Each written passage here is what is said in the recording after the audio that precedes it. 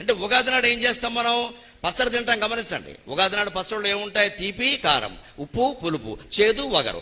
6 రుచులు ఉన్నాయంటే అర్థం ఏంటంటే ఆలోచించండి. ఉగాది నాడు ఈ పచ్చడి తినాలి, ఉగాది నాడు ఈ పచ్చడి ఏమైనా సెంటిమెంటా? లేదా తినకపోతే దేవతలు ఏమైనా చెప్పిస్తారా?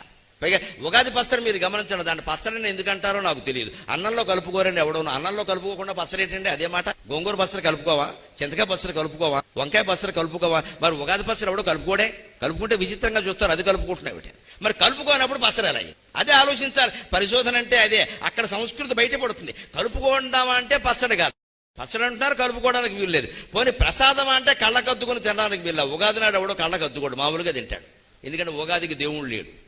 ఏ దేవుడి గుళ్ళోకైనా మీరు వెళ్ళొచ్చు. ఉగాదికి ప్రత్యేకంగా దేవుడు లేడు. శ్రీరామనవమికి దేవుడు వేరే, శివరాత్రికి దేవుడు వేరే, కృష్ణాష్టమికి దేవుడు వేరే, రథసప్తమికి దేవుడు వేరే. ఉగాదికి దేవుడు లేడండి, కాలమే దేవుడు. దేవుడే లేని పండుగ ప్రసాదం కాదు, పచ్చడి కాదు, అదేమిటో తెలియదా? ఖచ్చితంగా తింటామా? దీని ఉద్దేశం ఏమిటండి?